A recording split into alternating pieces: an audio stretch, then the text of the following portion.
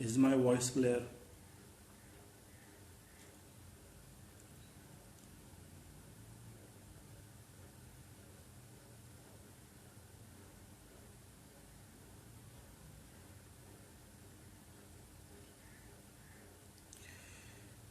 Fine, Ji. Let's start it. If the rest of the people are coming, so they can join and maybe they can have a review of this particular thing later. तो आज हम बहुत important topic जो है वो उसके ऊपर discussion कर रहे हैं, थैलेमस का। थैलेमस हम ऑलरेडी जो है वो सीएनएस के ओवरव्यू में डिस्कस कर चुके हैं कि आपका जो डायनकेफ्लॉन है उसका सबसे louder, all right. I think so that this is the loudest possible which I can, maybe I can slip a bit forward and then it works. Fine जी, हम ऑलरेडी जो है वो आपका सीएनएस के ओवरव्यू के अंदर ये बात डिस्कस कर चुके हैं कि आपका जो थैलेमस होता है वो डायनकेफ्लॉन का लार्जेस्ट जो है वो न्यूक्लियर कॉम्प्लेक्स होता है। अगर मैं इसको लेमन टर्म्स के अंदर कुछ बयान करना चाहूँ तो it is known as the postman of your central nervous system. It receives information from various houses, from various post offices. Then it sorts it out. फिर वो एक तरह की इंफॉर्मेशन को इकट्ठा करता है और इकट्ठा करने के बाद वो उसको उसकी डेस्टिनेशन तक जो है वो पहुंचाता है। बिकॉज के इसने तमाम के तमाम सेंट्रल नर्वस सिस्टम की इंफॉर्मेशन को जो है वो प्रोसेस करना है, सॉर्ट आउट करना है और फिर उसको डिस्पैच करना है। तो इसके जो कनेक्शंस होते हैं वो तीनों ही एरियाज ऑफ द सीएनएस के साथ, दैट मीन्स के मोटर, सेंसरी और लिम्बिक के साथ मौजूद होते हैं। और इसी के अंदर हमारे जो है वो स्पेसिफिक न्यूक्लियाई पड़े हुए होते हैं, वो न्यूक्लियाई जो कि इस इंफॉर्मेशन को ना सिर्फ सॉर्ट आउट कर रहे होते हैं बल्कि उसको इंटेग्रेट करके और फिर उसकी इंटरप्रिटेशन लेकर आपको अपनी एग्जिस्टेंस का एक 3D इमेज जो है वो भी प्रोवाइड कर रहे होते हैं कि जो सेंसरी इंफॉर्मेशन आ रही है वो आपको क्या बता रही है, आप उसके नतीजे में किस तरह की लिम्बिक एक्टिविटी परफॉर्म कर रहे हैं, किस तरह की मोटर एक्टिविटी परफॉर्म कर रहे हैं, किस एनवायरनमेंट के अंदर प्रोड्यूस कर रहे हैं, दिन का कौन सा वक्त एग्जिस्ट करता है, सीजन कौन सा एग्जिस्ट करता है, लाइट जो है वो कितनी एग्जिस्ट करती है, चीज़ें आपसे कितने फासले पर पड़ी हुई हैं, जो लोग आपकी विसिनिटी में एग्जिस्ट करते हैं वो फेमिलियर हैं या वो नॉन फेमिलियर हैं, whether you like them whether you do not like them, जो चीज़ें आपके सामने पड़ी हुई हैं आप उन चीज़ों को पसंद करते हैं, पसंद नहीं करते। ये जो तमाम डेप्थ आपकी human emotional, human sensory, human motor आप डेवलप कर रहे हो वो बेसिकली आपका जो है वो डिपेंडेंट होता है on the functioning of the thalamus. So thalamus is basically the postman of your central nervous system. It is gathering the information from all the three cortices, from all the three stems of the CNS, that is motor, sensory and limbic. It is sorting them out. It is integrating them, उसको mix करके एक general broad picture जो है वो भी ली जा रही है और फिर उस जनरल ब्रॉड पिक्चर के नतीजे में जिस इन्फॉर्मेशन को जिस टाइम ऑफ सीएनएस की तरफ निकलना चाहिए उसको उसकी तरफ डिस्पैच आउट भी करता है। तो इसके जो कनेक्शंस हैं they are very important, very very important from physiological point of view, from the clinical point of view, because you will come across the abnormalities associated with the connections of thalamus all across your life. तो thalamus जो है वो बहुत important clinically भी, physiologically भी। आप जब भी किसी एग्जाम में बैठेंगे तो थैलेमस से रिलेटेड कोई ना कोई बात जो है वो आपसे लाजमन पूछेंगे। अगर मैं इसके न्यूक्लियाई जो है उसको जो है वो कहीं पे डिवाइड करना चाहूँ तो डिवीजन आपका एनाटॉमिकल ग्राउंड्स के ऊपर जो है होता है, उसकी पोजीशन जो है वो कौन सी पड़ी हुई है। तो इसमें जो ऊपर आपकी डिवीजन जो पिक्चर के ऊपर आपको नजर आ रही है उसमें उसने वेरियस न्यूक्लियाई जो है वो दिखाए हैं। अगर मैं इसको जो है वो ब्रॉड ली जो है वो डिवाइड करना चाहूँ तो ब्रॉडली जो है वो मैं इसको 4 हिस्सों के अंदर जो है वो डिवाइड करता हूँ। एक हिस्सा जो है वो एंटीरियर है, उसको ज़ाहिर एंटीरियर न्यूक्लियर ग्रुप आप बोलेंगे। एक हिस्सा जो है वो पोस्टीरियर है, जो पोस्टीरियर मोस्ट पड़ा हुआ है उसको हम पल्विनार बोलते हैं। एक हिस्सा जो है वो इसका वेंट्रल साइड के ऊपर पड़ा हुआ है और एक हिस्सा जो है वो इसका पड़ा हुआ है मीडियो डॉर्सल साइड के ऊपर। और फिर इसके सेंटर के अंदर जो है वो आपका न्यूरॉन्स का एक बैंड जो है वो गुजर रहा होता है। उस बैंड की जो सब ब्रांचेज होती हैं वो आपके मीडियो डॉर्सल को, इंटीरियर को, पोस्टीरियर को, वेंट्रल को फर्दर सब डिविजन्स के अंदर जो है वो डिवाइड करती हैं.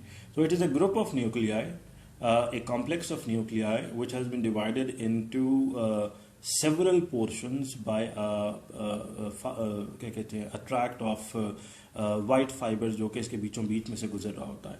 तो अनाटमिकल पोजीशन की बेस के ऊपर हम 4 मेजर हिस्सों के अंदर इसको डिवाइड करते हैं. One which is anteriorly located है. One which is posteriorly located है, उसका नाम पल्विनार है. एक हमारे पास वेंट्रल कॉम्प्लेक्स है, उसको फर्दर हमने 5 हिस्सों के अंदर 4 हिस्सों के अंदर डिवाइड किया हुआ है. और एक हमारे पास मीडियोडॉर्सल जो है वो सरफेस के ऊपर ग्रुप ऑफ न्यूक्लियाई पड़ा हुआ है. एंटीरियर जो है वो एज अ कॉम्प्लेक्स काम करता है और उसको हम फर्दर जो है वो एनाटॉमिकली हिस्सों में डिवाइड नहीं करते. इसी तरह से जो पोस्टीरियर है वो भी एज ए कॉम्प्लेक्स काम करता है, उसको भी हम फर्दर जो है वो हिस्सों के अंदर डिवाइड नहीं करते. मीडियोडॉर्सल इंटरनली जो है वो डिवाइडेड पड़ा हुआ होता है, इसलिए हम उसे भी फर्दर हिस्सों में डिवाइड नहीं करते. वेंट्रल बहुत बड़ा न्यूक्लियस होता है, इसको 4 हिस्सों के अंदर डिवाइड किया गया है. एक वो हिस्सा जो कि एंटीरियर के साथ पड़ा हुआ है उसको आप वेंट्रो एंटीरियर बोलेंगे. एक हिस्सा जो पोस्टीरियर के साथ पड़ा हुआ है उसको वेंट्रो पोस्टीरियर बोलेंगे. और जो वेंट्रो पोस्टीरियर है उसको फिर आप 2 हिस्सों के अंदर डिवाइड करते हैं, वेंट्रो पोस्टीरो लैटरल और वेंट्रो पोस्टीरो मीडियल. और एक हिस्सा जो आपका पड़ा हुआ है लैटरल एस्पेक्ट के ऊपर उसको आप बोलते हैं, मिडल में जो पड़ा हुआ है उसको वेंट्रो लैटरल बोलते हैं. सो अगर मैं इसको एंटाई क्लॉकवाइज जो है वो स्टार्ट करना चाहूँ तो मेरे पास सबसे पहले जो है वो एंटीरियर न्यूक्लियस आएगा, फिर मेरे पास वेंट्रो एंटीरियर आएगा, फिर मेरे पास वेंट्रो लैटरल आएगा, फिर वेंट्रो पोस्टीरो लैटरल आएगा, फिर वेंट्रो पोस्टीरो मीडियल आएगा, फिर मेरे पास पल्विनार आएगा और फिर मेरे पास मीडियोडॉर्सल ग्रुप ऑफ न्यूक्लियाई आएगा.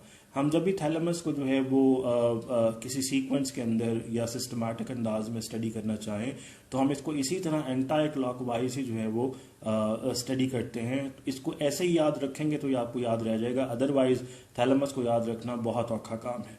तो उसकी ये जो सबसे आसान स्कीम मैंने निकाली हुई है कि इसको एंटाई क्लॉकवाइज लेकर चलें. एंटीरियर से स्टार्ट करें, वापस घूमकर एंटीरियर की तरफ जो है वो निकलें. तो अगर मैं इसके डिविजन्स न्यूक्लियाई की करूं तो सबसे पहले आगे एंटीरियर पड़ा हुआ है, फिर एंटीरियर के साथ वेंट्रल का जो पार्ट पड़ा हुआ है वेंट्रो एंटीरियर, उससे पीछे वेंट्रो लैटरल, उससे पीछे वेंट्रो पोस्टीरो लैटरल, फिर उससे पीछे वेंट्रो पोस्टीरो मीडियल, फिर पीछे आपका पल्विनार आ जाएगा. पल्विनार के बाद मीडियोडॉर्सल और मीडियोडॉर्सल वंस अगेन आपके एंटीरियर के साथ जो है वो कंबाइन टुगेदर हो जाता है. ये इसको याद रखने की एक आसान सी जो है वो आपकी जो है वो स्कीम है बड़ी. जो मीडियोडॉर्सल है उसके साथ आपके जो है वो 2 छोटे न्यूक्लियाई मिड लाइन जो है वो इंटरस्पर्स पड़े हुए होते हैं, उसको आप लैटरल डॉर्सल और लैटरल पल्विनार जो है वो बोलते हैं. तो ये उसकी एनाटॉमिकल जो कंसिडरेशंस हैं, जो लोकेशंस हैं, उसके हिसाब से जो है ये आपके 2 न्यूक्लियाई उसके साथ एसोसिएटेड होते हैं.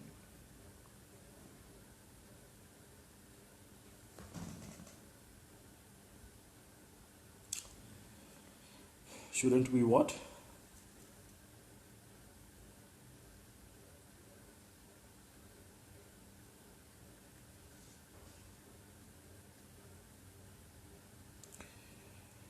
I don't know. I couldn't get it. Shouldn't we study what?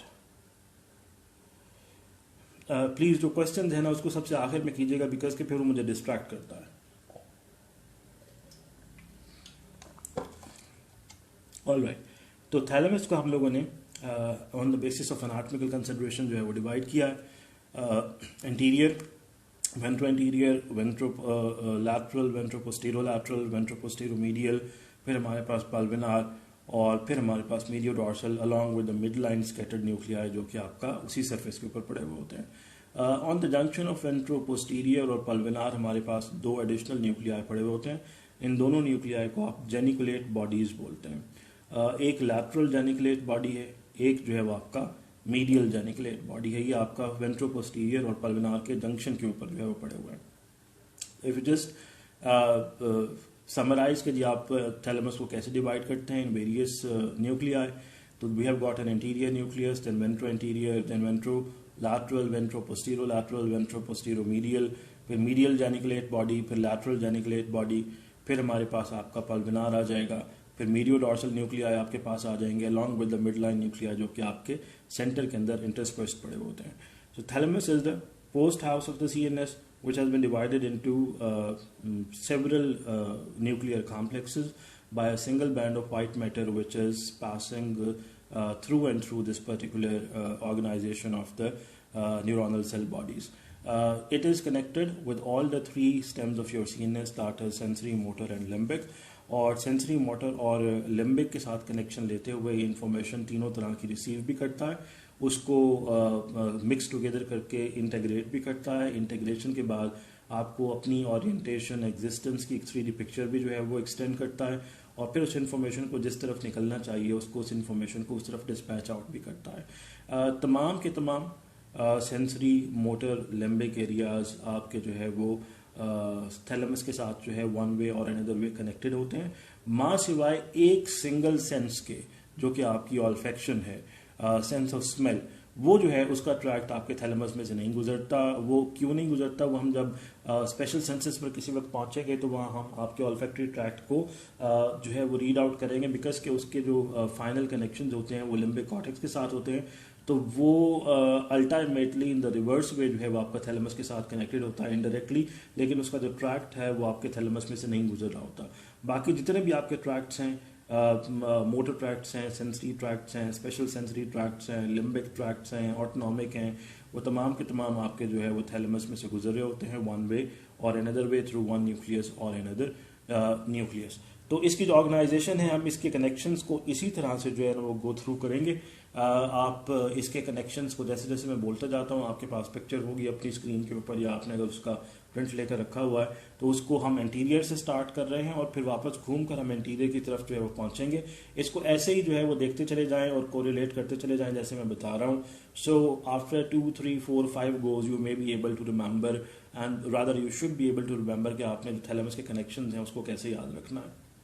अगर मैं इस जो है वो डिवीजन को जो है ना वो कुछ जनरल जो है वो टर्मिनोलॉजीज मैंने अलॉट की हुई हैं उसको स्टूडेंट्स को याद रखने के लिए, आसान बनाने के लिए, कि हमने अभी जो इसकी डिविजन्स की हैं इनको हम मोटे मोटे जो एरिया जो फंक्शंस हैं ना वो अलॉट कर देते हैं। तो जो आपका इंटीरियर है वो बेसिकली मेमोरी सर्किट के साथ जो है वो एसोसिएटेड है, और मेमोरी जो है वो लिम्बिक सिस्टम का जो है वो आपका फंक्शन है। तो ये वाला जो इंटीरियर पोर्शन है ये आपके लिम्बिक सिस्टम के साथ जो है वो एसोसिएटेड है।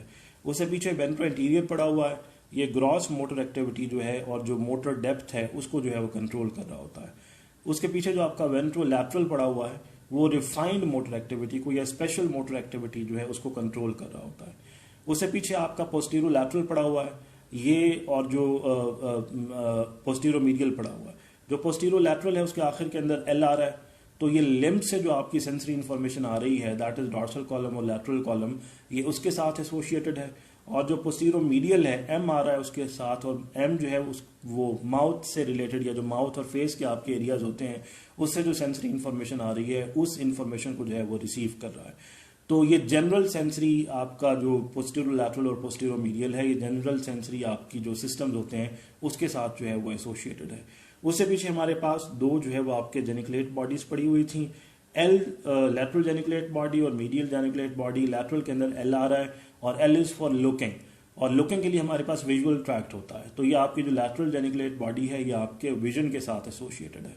उसके बाद जो मीडियल है, medial M is for music, and music को सुनने के लिए आपको कान चाहिए होते हैं, तो कानों के साथ जो सेंस एसोसिएटेड है दैट इज ऑडिशन या हियरिंग की जो सेंस है, तो ये आपका ऑडिटरी ट्रैक्ट के साथ जो है वो कनेक्टेड पड़ा हुआ होता है। जो पल्विनार है ये तमाम इंफॉर्मेशन को जो है वो इकट्ठा करके उसको इंटेग्रेट करके इंटरप्रेट करके उसको फर्दर जो है वो डिस्पैच करने के लिए आगे रवाना कर रहा होता है। तो इसके जो कनेक्शंस हैं उन एरियाज के ऊपर बनते हैं जहां पर आपके तीनों ही जो कॉर्टेसेस हैं उनका जो है वो कॉन्फ्लुएंस जो है वो डेवलप हो रहा होता है, जहां पर तीनों कॉर्टेसेस आपकी जो है वो इकट्ठी हो रही होती हैं, और ये काम जो है वो यूजुअली आपके पैराइटल लोब के ऊपर जो है वो डेवलप हो रहा होता है। तो इसके जो कनेक्शंस हैं बायलैटरल वो आपके पैराइटल लोब के साथ हैं। उसके बाद जो आपका मीडियो डॉर्सल है वो आपका वंस अगेन जो है वो फ्रंटल कॉर्टेक्स के साथ एसोसिएटेड है, और फ्रंटल कॉर्टेक्स के बारे में हमें पता है कि जी वो लिम्बिक है। तो हमने मामला लिम्बिक से स्टार्ट किया था, हम घूम कर वापस लिम्बिक तक आ गए हैं।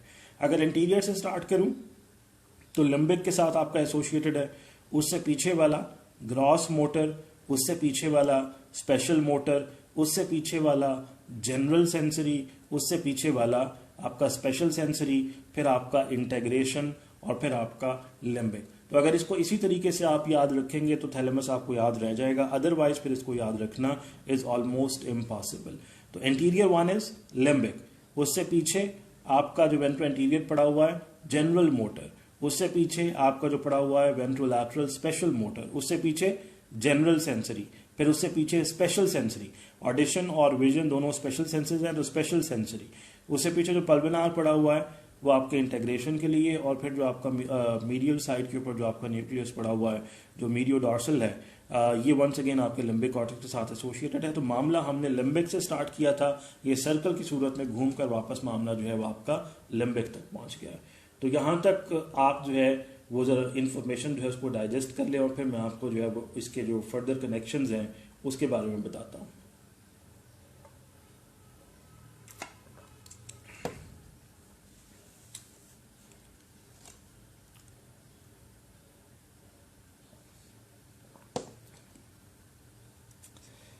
फाइन जी। एंटीरियर के बारे में हम लोगों ने बात की कि जो एंटीरियर है that is associated with the limbic system या लिम्बिक कॉर्टेक्स, तो उसके जो कनेक्शंस बन रहे होंगे वो भी आपके लिम्बिक कॉर्टेक्स से जो है वो बन रहे होंगे। इसका अगर आप इनपुट देखें, एरोज की डायरेक्शन को देखिएगा, जो एरो आपका अंदर की तरफ आ रहा है वो आपका आफरंट है, और जो एरो बाहर की तरफ निकल रहा है वो आपका ईफरंट है। ममिल जो इसका एंटीरियर का जो आपका जो है वो निकल रहा है आफरंट, मैंने ये पिक्चर जो है ना जी ग्रुप के अंदर डाली हुई है, आप वहां से डाउनलोड करके अपनी स्क्रीन के ऊपर जो है ना प्लीज जो है उसको खोल लें। मैं इसको फर्दर जूम नहीं कर सकता बिकॉज के पिक्सल जो है ना वो खराब हो जाते हैं। मैंने ऑलरेडी ये डाली है और मैं ये स्लाइड्स भी ऑलरेडी आपको दे चुका हूं, तो प्लीज या तो ग्रुप से निकाल लें या फिर वो स्लाइड्स अपने पास खोल लें, what ever suits you.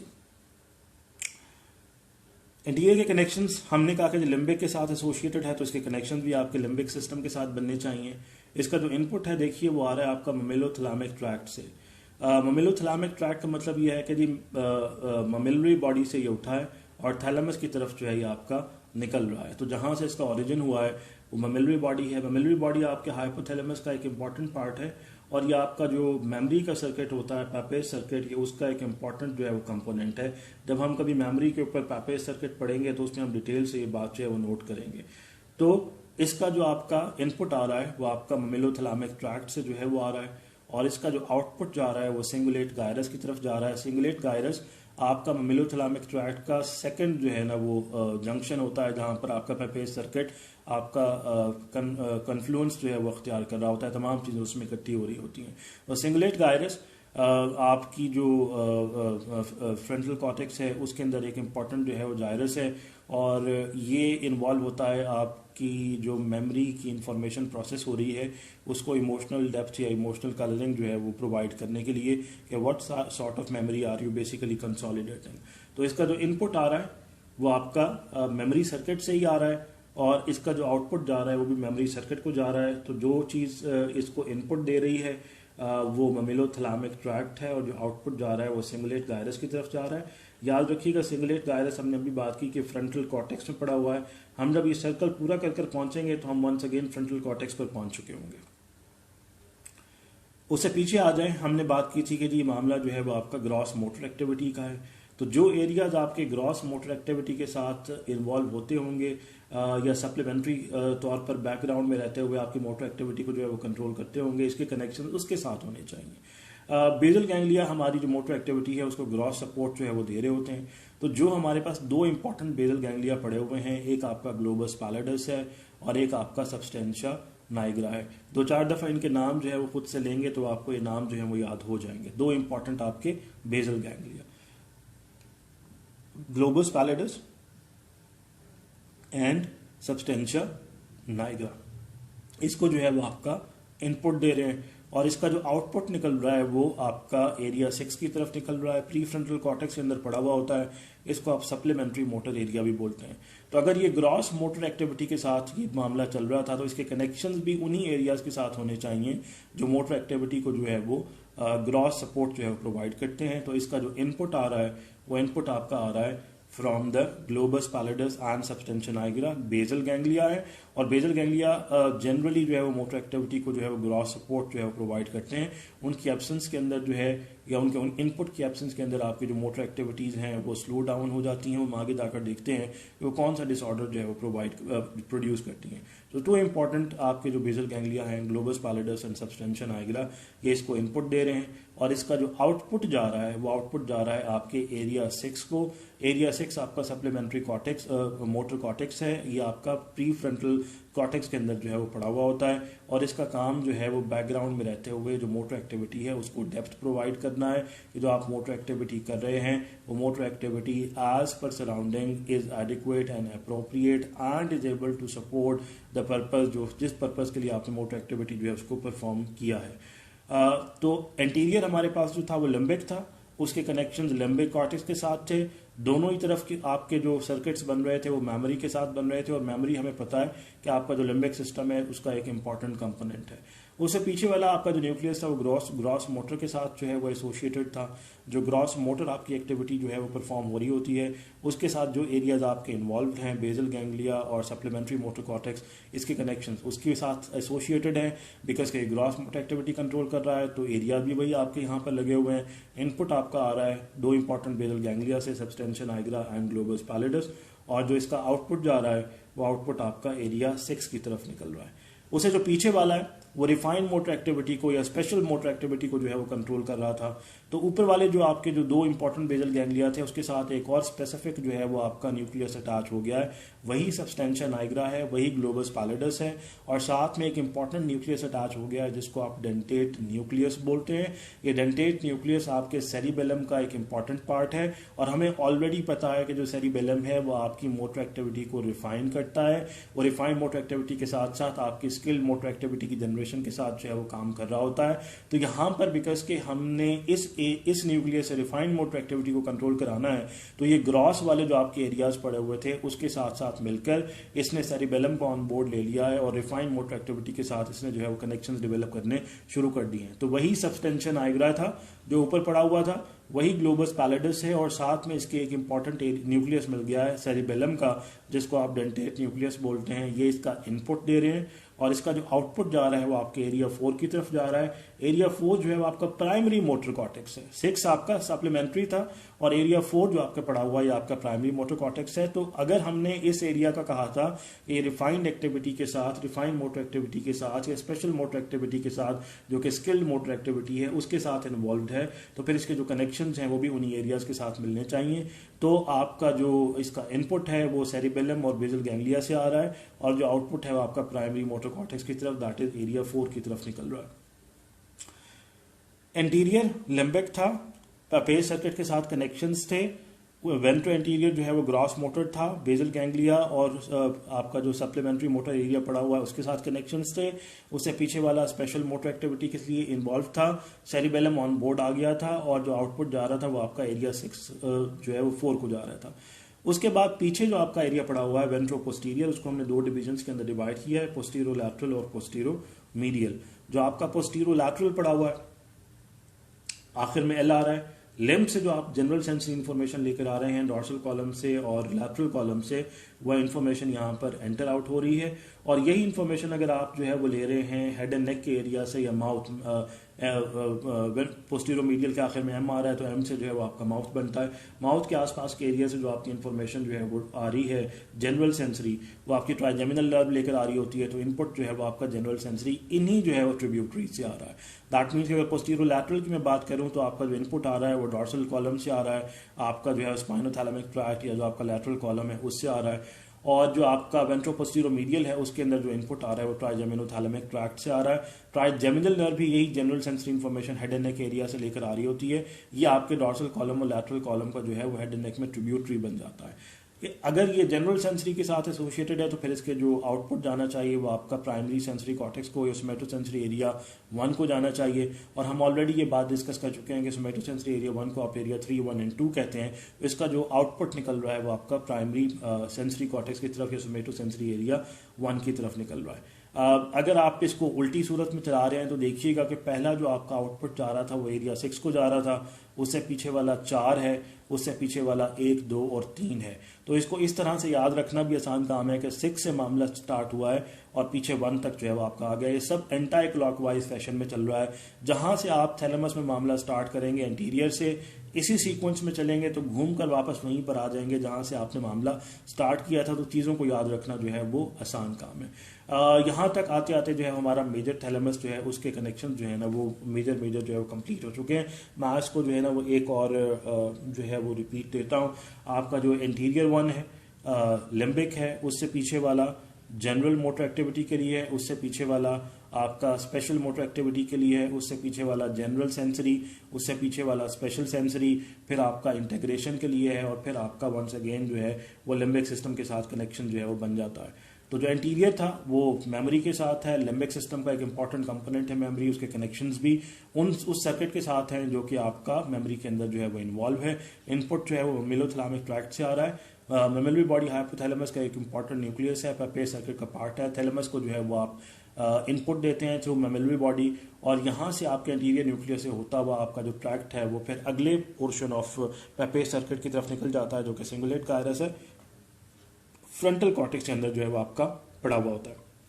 Emotional colouring और इमोशनल डेप्थ जो है ये जो आपकी इंफॉर्मेशन प्रोसेस हो रही होती है उसको जो है ये प्रोवाइड करता है।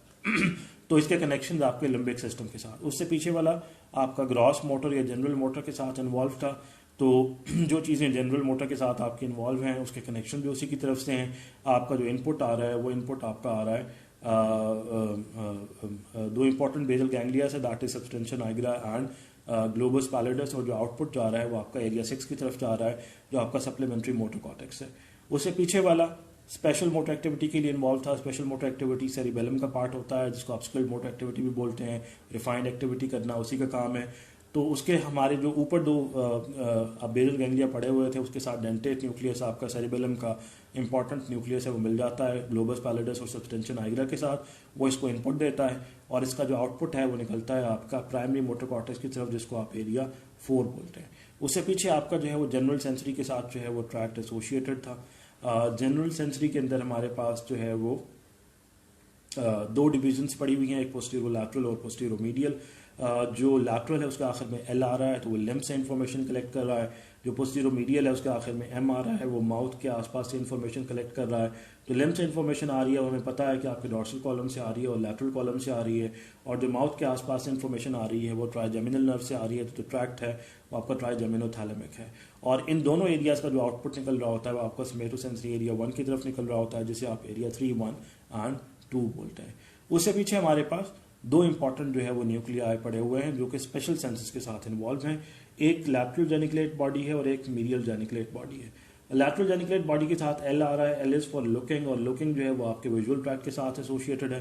तो इसका जो इनपुट आ रहा होता है वो आपका ऑप्टिक ट्रैक्ट से आ रहा होता है और इसका जो आपका आउटपुट निकल रहा है वो एरिया 17 की तरफ निकल रहा है। ये बेसिकली आपका प्राइमरी विजुअल एरिया जो है वो कहलाता है। उसके बाद आपका जो मीडियल जेनिकुलेट बॉडी है वो मीडियल जेनिकुलेट बॉडी आपके ऑडिटरी सिस्टम के साथ जो है वो कनेक्टेड है। ऑडिटरी जो सिस्टम है आपका जो ऑडिटरी ट्रैक्ट है म्यूजिक सुनने के लिए, अगर हमने कहा कि जी एम से याद रखें कि एम इज़ फॉर म्यूजिक और म्यूजिक को आप सुनते हैं तो ऑडिटरी के साथ इन्वॉल्व है। इसका जो इनपुट आ रहा होता है वो ऑडिटरी ट्रैक्ट से आ रहा होता है। ऑडिटरी ट्रैक्ट के जो पाथवे है जब आप उसको पढ़ेंगे तो आप उसमें देखेंगे उसके साथ दो इंपॉर्टेंट मिड ब्रेन के न्यूक्लियाई इन्वॉल्व होते हैं। कॉलिकुलर सिस्टम आपका इन्वॉल्व होता है और आपका कॉलिकुलर सिस्टम फिर आगे जाकर एक लेमिनिस्कस बनाता है जिसको आप लैटरल लेमिनिस्कस बोलते हैं। तो इसका जो इनपुट आ रहा है वो आपका ऑडिटरी ट्रैक्ट के जो स्टेशंस हैं वहाँ से आ रहा है और इसका जो आउटपुट निकल रहा है वो आपकी ऑडिटरी कॉर्टेक्स की तरफ निकल रहा है जिसको आप एरिया 41 एंड 42 बोलते हैं। तो फ्रंटल कॉर्टेक्स से होते हुए हम लोग जो है वो टेम्परल की तरफ जो है वो निकल आए हैं और उसके बाद हम जो है वो पैराइटल की तरफ जो है वो मूव कर रहे हैं और पैराइटल से होते हुए फिर हम वापस जो है वो आपका फ्रंटल की तरफ जो है वो मूव करेंगे। तो पीछे अब एरिया आ गया पल्विनार। पल्विनार के बारे में मैंने आपसे ऑलरेडी कह दिया है कि जितनी भी सेंसरी लिम्बिक और मोटर इन्फॉर्मेशन आपकी जो है वो या नीचे की तरफ फ्लो कर रही होती है या ऊपर की तरफ आ रही होती है उसको ये इकट्ठा करता है, इंटीग्रेट करता है और फिर आप का जो सबकॉन्शियस है उसको एक जो है वो ह्यूमन इंटेलेक्चुअल डेप्थ जो है वो प्रोवाइड करता है कि आप किस इन्वायरमेंट के अंदर, किस सराउंडिंग के अंदर, किस तरह की लॉजिंग्स के अंदर और किस तरह के एटमॉस्फेयर के अंदर जो है वो सर्वाइव कर रहे हैं। दैट मीन कि जो 3D पोजीशनिंग आप जो है वो अचीव करते हैं वो इसकी इंटीग्रेशन की वजह से जो है वो अचीव करते हैं। तो इसके जो कनेक्शंस बन रहे हैं वो उन्हीं एरियाज के साथ बन रहे हैं जहां पर तीनों कॉर्टेसेस या तीनों आपकी जो लोब्स हैं उनका जो है वो कन्फ्लुएंस जो है वो डेवलप हो रहा होता है। ये पैराइटल जहां पर आपकी फ्रंटल के साथ और टेम्पोरल के साथ कंबाइन टुगेदर हो रही है, इसके बायलैटरल कनेक्शंस वहीं से बन रहे होते हैं कि ये वहां से कनेक्शन ले भी रहा है और ये वहां पर कनेक्शन दे भी जा रहा है। तो जो एरिया यहाँ पर बन रहा होता है वो एरिया 18 एंड 19 है, या आपके इंफीरियर पैराइटल लोब के ऊपर पड़ा हुआ होता है। यहीं पर आपके मेजर जो इंटेलेक्चुअल एरियाज हैं वो पड़े हुए हैं, चाहे वो वर्निकीस एरिया हो, चाहे वो कनेक्शन हो आपके पिनियल के साथ, या बाकी जो आपके एरियाज इंटेलेक्चुअल सिस्टम के साथ एसोसिएटेड होते हैं, उन तमाम की जो आपकी जो कनेक्शंस हैं वो इसी पल्विनार के साथ बन रहे होते हैं। तो बायलैटरल कनेक्शंस हैं इसके उन एरियाज के साथ जहां पर कॉर्टिसल्स जो हैं वो आकर आपकी इकट्ठी हो रही हैं ताकि इन्फॉर्मेशन को इंटीग्रेट किया जा सके। उसके बाद आपके मीडियल डॉर्सल आ गए।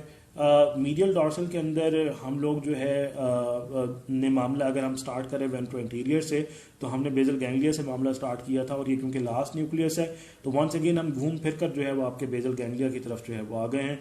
वहां पर उस तरफ देखिए सबस्टेंशन आइग्रा पड़ा हुआ था, यहाँ पर भी जो है वो आपका सबस्टेंशन आइग्रा जो है वो पड़ा हुआ है। हमने मामला जो है वो फ्रंटल कॉर्टेक्स से स्टार्ट किया था, यहाँ पर भी देखिए कि आपका जो इनपुट आ रहा है वो फ्रंटल कॉर्टेक्स से जो है वो डेवलप हो रहा है। और एक यहाँ पर जो है वो आपका स्पेसिफिक जो बेजल गैंग्लिया हम वहाँ पर मिस कर आए थे एमिगडाला, तो एमिगडालॉइड कॉम्प्लेक्स जो है यहाँ पर अटैच टुगेदर हो गया है। वही सबस्टेंशन आइग्रा था जो वहाँ दूसरी साइड के ऊपर पड़ा हुआ था, उसके साथ आपने एमिगडाला को मिलाया है। वही फ्रंटल कॉर्टेक्स थी जो कि आपकी जहाँ से हमने सर्कल को स्टार्ट किया था वहाँ पर पड़ी हुई थी, उसको आपने साथ मिलाया और इसको एक ग्रॉस जो है वो आपने एक बड़ा इनपुट दिया है तमाम के तमाम उन एरियाज के साथ जो कि आपके लिम्बिक सिस्टम के अंदर स्कैटर्ड पड़े हुए हैं, चाहे वो आपके फ्रंटल कॉर्टेक्स के अंदर पड़ा हुआ हो, चाहे वो आपके डायनकेफ्लॉन में पड़ा हुआ हो, चाहे वो आपके टेम्पोरल कॉर्टेक्स के अंदर पड़ा हुआ हो, पैराइटल के अंदर पड़ा हुआ हो। तो ये तमाम के तमाम लिम्बिक एरिया जो स्कैटर्ड पड़े हुए हैं वो इसको एक कंबाइंड टुगेदर जो है वो इनपुट देते हैं और इसका जो आउटपुट निकलता है वो एक ग्रॉस कंबाइंड आउटपुट निकलता है फ्रंटल कॉर्टेक्स की तरफ प्री फ्रंटल। तो हमने मामला प्री फ्रंटल से ही स्टार्ट किया था,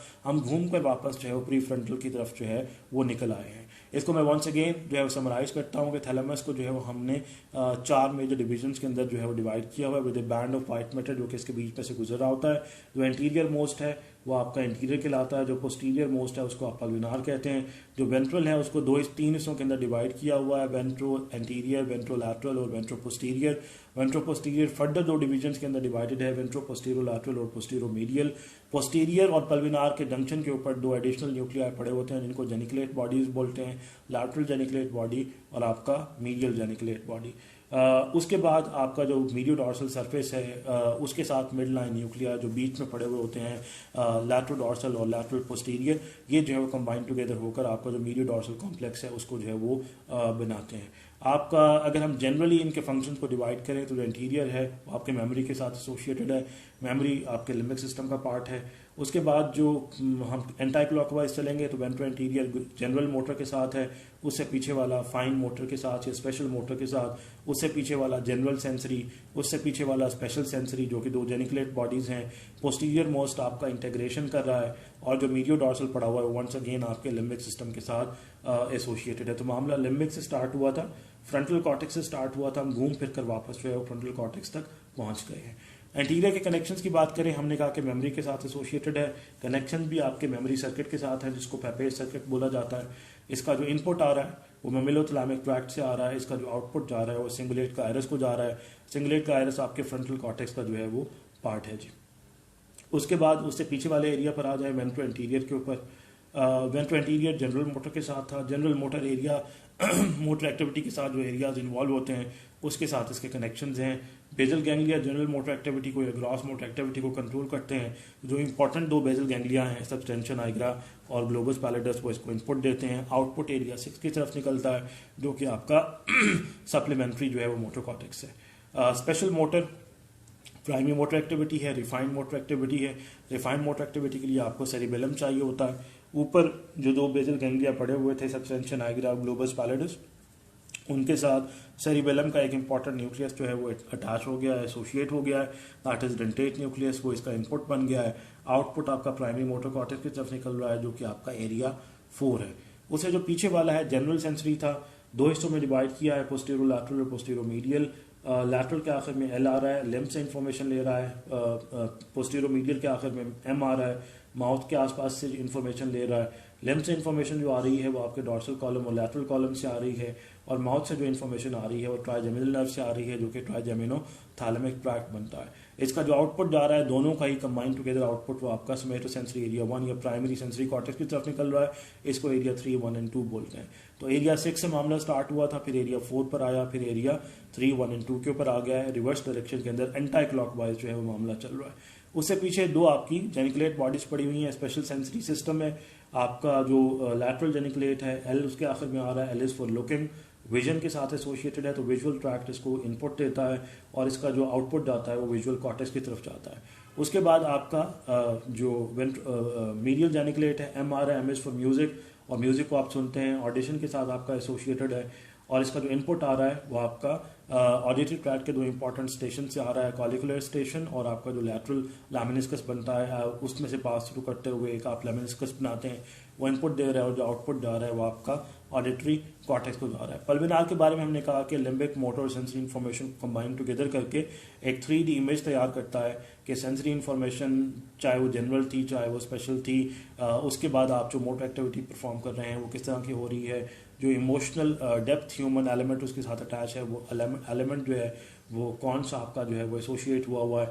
इस तमाम को डेवलप करके आपको एक 3D पिक्चर सबकॉन्शियसली प्रोवाइड करता है कि आप किस तरह के इन्वायरमेंट के अंदर जो है वो सर्वाइव कर रहे हैं और किस तरह की एक्टिविटीज़ परफॉर्म कर रहे हैं, क्या वो एक्टिविटीज़ एज पर एटमॉस्फेयर जो है वो सूटेबल भी हैं या सूटेबल नहीं है। तो इसका जो कनेक्शन बन रहा है वो उन्हीं एरियाज़ के साथ बन रहा है जहाँ पर आपके इंटेलेक्चुअल एरियाज़ पड़े होते हैं, और ये जो इंटेलेक्चुअल एरियाज़ हैं वहाँ पड़े होते हैं जहाँ तीनों टाइप की कॉर्टेसेस इकट्ठी हो रही होती हैं या उनका जंक्शन डेवलप हो रहा होता है, या तीनों टाइप आपकी जो different division of the cerebral cortex हैं उसका जो कन्फ्लुएंस हो रहा होता है वो आपके प्राइटल लोब के ऊपर जो है वो इन्फीरियर प्राइटल लोब पे डेवलप हो रहा होता है। इसके बायलैटरल कनेक्शन जो हैं वो आपके इसी के साथ एसोसिएटेड है। उसके बाद मीडियो डॉर्सल वंस अगेन आपका जो है वो लिम्बिक सिस्टम के साथ एसोसिएटेड है। हमने मामला लिम्बिक सिस्टम से स्टार्ट किया था, घूमकर हम लिम्बिक सिस्टम पर आ गए हैं। हमने वहाँ पर बेजल गैंग्लिया से मामला स्टार्ट किया था और फ्रंटल कॉर्टेक्स से मामला स्टार्ट किया था। सिंगलेट्स आपका जो गायरस है फ्रंटल कॉर्टेक्स का पार्ट था। यहाँ पर भी आपके जो बेजल गैंग्लिया और फ्रंटल कॉर्टेक्स हैं वो इसको इनपुट दे रहे हैं। वहाँ पर हमें एक बेजल गैंग्लिया मिस कर आए थे, दैट इज एमिगडाला, वो इसके साथ कंबाइन टुगेदर हो गया है along with the temporal areas जो कि आपके लिम्बिक सिस्टम के साथ कंबाइन टुगेदर होते हैं। ये मिलकर इसको जो है वो इनपुट दे रहे हैं और इसका जो आउटपुट है वो आपका प्री फ्रंटल कॉर्टेक्स की तरफ जा रहा है। सिंगलेट गायरस और आपका जो एरिया 6 है ये दोनों ही प्री फ्रंटल कॉर्टेक्स के ऊपर पड़े हुए थे।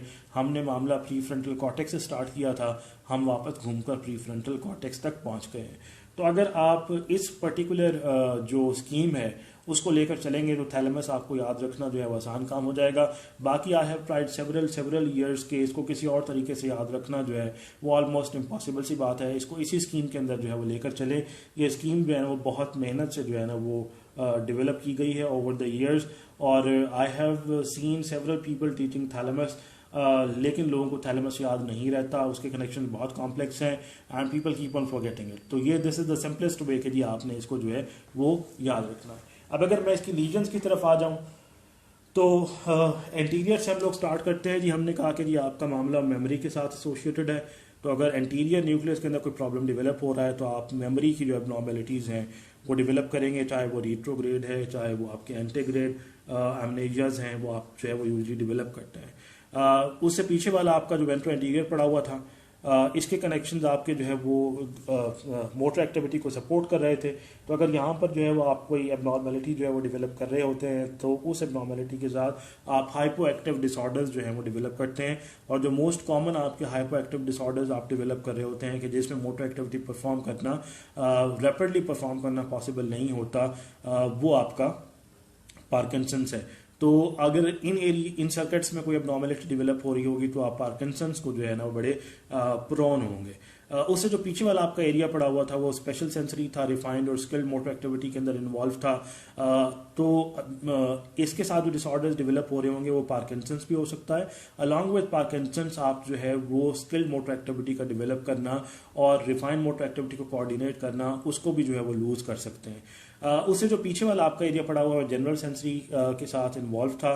तो अगर आप यहाँ पर कोई प्रॉब्लम डेवलप कर रहे हैं तो आप पेन पाथवे के अंदर यानी कि पेन की एबनॉर्मेलिटीज़ या फिर आप जो है वो प्रॉप्रियोसेप्टिव एबनॉर्मेलिटीज़ जो कि डॉर्सल कॉलम के साथ आपकी जो है वो एसोसिएटेड है, उसको जो है वो डेवलप कर सकते हैं।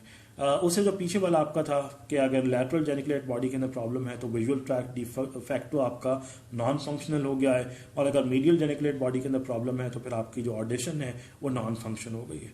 अगर आप पल्विनार की बात करें तो पल्विनार के अंदर अगर एबनॉर्मेलिटीज डेवलप हो जाएंगी तो आप जो ह्यूमन कॉन्शियसनेस होती है उसको लूज कर जाएंगे। दैट मीन्स के you will not be behaving like a human anymore, you will have no idea that in which environment you are surviving, and in that particular environment what kind of motor activity you have to perform. That motor activity has to be purposeful, that means कोई purpose होना चाहिए। बगैर किसी वजह के आप motor activity जो है परफॉर्म नहीं कर रहे, बगैर किसी वजह के आप कोई चीज़ जो है उसको फील नहीं कर रहे, और अगर आप फील कर रहे हैं तो you will have usually develop the feeling कि आपको इस फीलिंग से वाबस्ता जो ह्यूमन एलिमेंट है उसको पब्लिक के अंदर जो है वो एक्सपोज आउट करना भी चाहिए या पहुंचाना भी चाहिए या उसको चुप करके पी जाना चाहिए। तो ये जो ह्यूमन एलिमेंट आप डेवलप कर रहे होते हैं ये बेसिकली इस एलिमेंट इस पोर्शन का पार्ट है। जब ये नहीं होगा तो फिर आप जो ह्यूमन कॉन्शियसनेस है उसको जो है वो लूज कर जाते हैं। यहाँ पर ग्रॉस जो है वो लिम्बिक एबनॉर्मेलिटीज जो है वो डेवलप होती हैं, बोथ बिहेवियरल और आपकी अलॉन्ग विद द बिहेवियरल आपकी जो एबनॉर्मल स्पीच की जो एबनॉर्मेलिटीज हैं वो भी डेवलप होती हैं। जितनी भी आपकी नॉन ह्यूमन या लोअर मेमेलियन अर्जेस हैं, हंगर है, थर्स्ट है, सेक्सुअल अर्जेस हैं, स्लीप है, अगर ग्रॉस एबनॉर्मेलिटीज़ जो हैं वो इनके अंदर डेवलप हो रही हों तो हम कहते हैं कि जी मोस्ट लाइकली कहीं प्रॉब्लम जो है वो आपका पल्विनार के सर्किट्स के अंदर पड़ा हुआ है। तो आप चीज़ें समझ नहीं पा रहे, लोग बोल रहे हैं लेकिन आपको समझ नहीं आ रहा कि जी इसका मतलब जो है वो क्या है। तो अगर आप ऑडिटरी इंटरप्रिटेशन नहीं ले पा रहे, आप चीज़ें देख रहे हैं लेकिन आपको समझ नहीं आ रहा कि जी what exactly this particular thing is, तो आप विजुअल इंटरप्रिटेशन नहीं ले पा रहे। आप मोटर एक्टिविटी परफॉर्म तो कर रहे हैं लेकिन आप उसे कोऑर्डिनेट नहीं कर पा रहे, बगैर किसी पर्पस की मोटर एक्टिविटी हो रही है, आप बोल तो रहे हैं लेकिन आपकी जो स्पीच है वो नॉनसेंस है। स्पेसिफिकली वो स्पीच आपकी अब्यूजिव है, उसके अंदर जो सेक्सुअल स्लैंग्स हैं वो बहुत कॉमनली इस्तेमाल हो रहे हैं। तो अगर आप बहुत फ्रीक्वेंट बेसिस के ऊपर जो है वो सेक्सुअल ओरिएंटेड स्पीच जो है वो ले रहे हैं, अलॉन्ग विद दैट कि आपकी जो इंटरप्रेटिव कैपेसिटी है, आपकी जो इंटेलेक्चुअल कैपेसिटी है वो कहीं पर डैम्पन हो रही है, तो हम कहते हैं कि शायद मे बी मोस्ट लाइकली जो प्रॉब्लम पड़ा हुआ होगा वो प्रॉब्लम आपके जो है पल्विनार के अंदर एग्जिस्ट करता होगा। उसके बाद जो आपका मीडियो डॉर्सल है, मीडियो डॉर्सल बिकॉज के वंस अगेन आपका प्रीफ्रंटल के साथ एसोसिएटेड है, अलॉन्ग विद दैट कि वो एमिगडाला के साथ एसोसिएटेड है। यहाँ पर अगर प्रॉब्लम्स डेवलप हो रहे होंगे तो हम एमिगडाला के साथ जो आपका एक बहुत इंपॉर्टेंट फेमस सिंड्रोम है that is known as Kluver Bucy syndrome, उसके अंदर 3 जो है ना वो आपके फीचर्स इकट्ठे होते हैं, हाइपर एक्साइटेबिलिटी, हाइपरफेजिया और हाइपर सेक्सुअलिटी। दैट मीन्स कि आप आराम से किसी एक जगह बैठ नहीं सकते, आप हाइपर एक्साइटेड हैं। हाइपरफेजिया मीन्स कि आपको हर वक्त भूख लगी रहती है, जो भी चीज़ आपके हाथ में होगी वेदर इट इज़ एडिबल और नॉन एडिबल वो डायरेक्टली आपके मुंह के अंदर जो है वो पहुंच रही है। और तीसरी जो है ना वो आपकी हाइपर सेक्सुअलिटी है। स्पेसिफिकली जो आप सेक्सुअल परवर्जन के साथ जो है वो लोगों को देखते हैं उनमें कहीं ना कहीं जो है वो एमिगडालॉइड प्रॉब्लम्स जो हैं वो पड़े हुए होते हैं। तो जितने भी आपके फीलियाज हैं, हिब्रिस्टोफीलिया है, जेरांटोफीलिया है, जो आपके सैडिस्टिक सेक्सुअल बिहेवियर्स हैं या जो आपके परवर्टेड सेक्सुअल बिहेवियर्स हैं, अगर वो कहीं पर डेवलप हो रहे हैं तो मोस्ट लाइकली एमिगडालॉइड सर्किट के साथ आपका जो थैलेमस का सर्किट पड़ा हुआ है उसके अंदर जो है वो प्रॉब्लम्स जो है वो एग्जिस्ट करते होंगे। और जो मोस्ट कॉमन सिंड्रोम यहाँ पर एग्जिस्ट करता है that is basically associated with the amygdala, जिसको आप बोलते हैं क्लूवर-बुक्सी सिंड्रोम। तो हमने मामला जो है वो स्टार्ट किया था थैलेमस से, फ्रंटल कॉर्टेक्स से, और हम घूम फिर कर जो है वापस फ्रंटल कॉर्टेक्स पर आ गए हैं।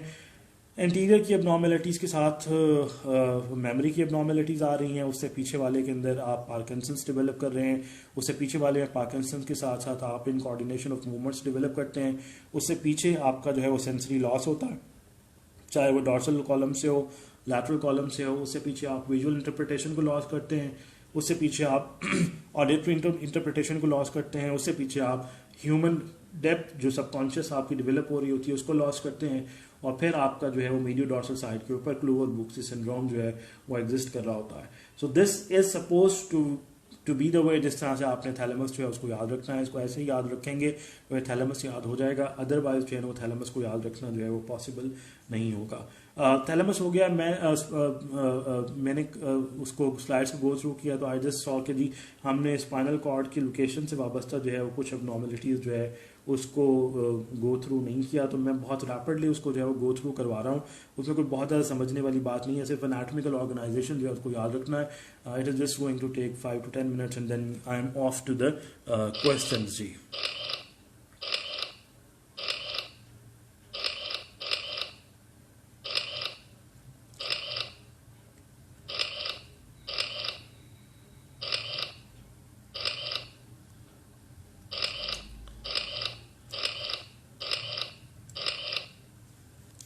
ऑर्गेनाइजेशन ऑफ जो स्पाइनल कॉर्ड है जी, काइंडली ये स्लाइड जो है इसको कॉर्ड से देख लीजिएगा।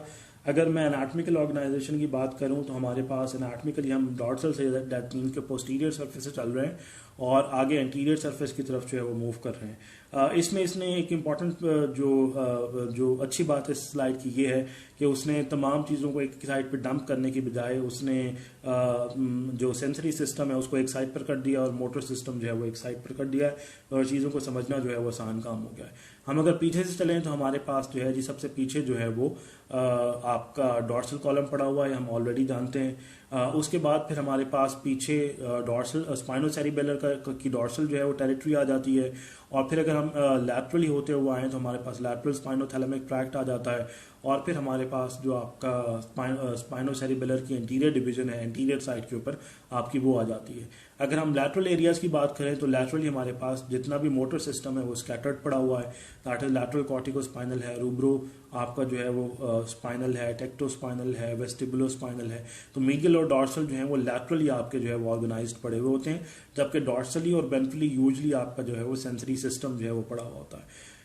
तो सबसे पीछे आपका डॉर्सल कॉलम पड़ा हुआ है, फिर आपका डॉर्सल स्पाइनोसेरिबेलर आ जाता है, फिर आपका एंटीरियर स्पाइनोसेरिबेलर आ जाता है, और अगर हम लैटरली बात करें तो लैटरल स्पाइनोथैलेमिक ट्रैक्ट पड़ा हुआ है, और फिर आपका जो मीडियल और लैटरल मोटर सिस्टम के जितने भी ट्रिब्यूटरीज पड़ी हुई हैं, चाहे वो आपके लैटरल कॉर्टिकोस्पाइनल है, चाहे वो आपका रूब्रोस्पाइनल है, वेस्टिबुलोस्पाइनल है, टेक्टोस्पाइनल है, वेस्टिबुलोस्पाइनल है, रेटिकुलोस्पाइनल है, वो तमाम डिविजन आपकी लैटरली जो है वो स्कैटर्ड पड़ी हुई होती हैं। और जो एंटीरियर मोस्ट पोर्शन आपका पड़ा हुआ होता है, यहाँ पर आपका जो anterior division of spinothalamic tract है, दोनों साइड का जो आपका स्पाइनोथैलेमिक ट्रैक्ट है वो क्रॉस ओवर कर रहा होता है। तो ये अगर आप ऑर्गेनाइजेशन एनाटॉमिकल याद रखेंगे तो आपको याद रहेगा कि अगर आपने डॉर्सल के अंदर कोई प्रॉब्लम क्रिएट किया है तो फीचर्स क्या आएंगे, अगर आपने lateral part of the spinal cord में प्रॉब्लम क्रिएट किया है तो फीचर्स क्या आएंगे, क्योंकि ट्रैक्ट कौन कौन सा उड़ रहा है, और अगर एंटीरियर के अंदर कोई प्रॉब्लम क्रिएट किया है तो फिर फीचर्स कौन कौन से आएंगे, दैट मीन्स कि आपने कौन सा ट्रैक्ट जो है उसको जो है वो उड़ा दिया है। तो सबसे पीछे डॉर्सल पड़ा हुआ है, डॉर्सल के साथ ही स्पाइनोसेरिबेलर की आपकी डॉर्सल डिवीजन पड़ी हुई है, वो आगे जाके anterior division of spinal cord spinocerebellar के साथ मिल जाती है। एंटीरो लैटरली हमारे पास जो है वो आपका लैटरल कॉलम पड़ा हुआ है, और लैटरली जो है वो हमारे पास medial and lateral motor system की तमाम ट्रिब्यूटरीज जो है वो एक्सटेंडेड पड़ी हुई होती हैं। तो अगर डॉर्सल मोस्ट पार्ट को जो है वो अगर आप खराब करोगे तो फिर डॉर्सल कॉलम से वाबस्ता प्रॉब्लम्स खराब डिवेलप होंगे। अगर एंटीरियर मोस्ट को जो है वो आप खराब करेंगे तो फिर आपकी बिकॉज के पेन पाथवे की क्रॉसिंग ओवर हो रही होती है, तो बायलैटरल पेन की एबनॉर्मेलिटीज के साथ आप प्रेजेंट करेंगे। और अगर lateral portion of spinal cord के अंदर कोई एबनॉर्मेलिटी आप जो है वो क्रिएट करेंगे तो फिर आप स्पाइनोसेरेबेलर की एबनॉर्मेलिटीज के साथ साथ जो आपकी मीडियल और लैटरल मोटर सिस्टम की एबनॉर्मेलिटीज हैं उनके साथ भी जो है वो आप प्रेजेंट करेंगे। तो देयर आर फ्यू डिसऑर्डर्स जिसमें सिर्फ डॉर्सल कॉलम इन्वॉल्व हो रहा होता है, या anterior portion of spinal cord involve हो रहा होता है, या lateral portion of spinal cord involve हो रहा होता है, बिकॉज के क्लिनिकल पॉइंट ऑफ व्यू से ये एबनॉर्मेलिटीज बहुत इंपॉर्टेंट हैं और बहुत फ्रीक्वेंटली देखने को मिलती हैं और एग्जाम में पूछी जाती हैं। तो आपको जो एनाटॉमिकल ऑर्गेनाइजेशन है of the tract within the spinal cord वो अगर याद हो तो आप इन एबनॉर्मेलिटीज को जो है उसके फीचर्स बहुत आसानी से जो है बता सकते हैं, चाहे वो आपसे ऐसी की सूरत में प्रॉफ में पूछ लिया जाए या एग्जामिनर आपसे जो है पूछना शुरू कर दे on the base of viva. तो एक तो ये जो है वो आप याद रखें कि जी उसकी जो है वो ऑर्गेनाइजेशन जो है वो वेरियस ट्रैक्ट्स की क्या है। अब ये 5-7 एबनॉर्मेलिटीज़ हैं, इसको मैं रैपिडली जो है वो गो थ्रू करता हूँ और इसमें देख लें कि जो ग्रे आउट एरियाज हुए हैं ये आपको बता रहे हैं कि कौन सा पोर्शन ऑफ स्पाइनल कॉर्ड जो है वो इसके अंदर इन्वॉल्व है। सबसे पहले है हम पोलियो की बात करते हैं। हमने कहा था जो पोलियो है उसके अंदर आपका जो एंटीरियर हॉर्न पड़ा हुआ होता है वो इन्वॉल्व हो रहा होता है, और कल हम लोगों ने बात की थी कि एंटीरियर हॉर्न से निकलने वाला जो फाइबर है वो बेसिकली आपका लोअर मोटर न्यूरॉन होता है।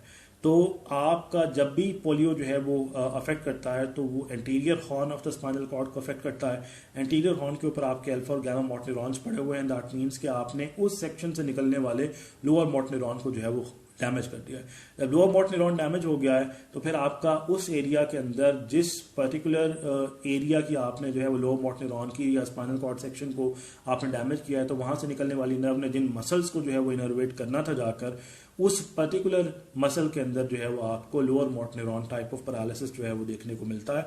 तो जो आपका ये है पोलियो, वो एंटीरियर हॉर्न लो मोटर न्यूरॉन को अफेक्ट कर रहा है, दैट इज वाई उसके अंदर जो आपको डैमेज देखने को मिलता है वो low motor neuron type of paralysis जो है वो देखने को मिलता है।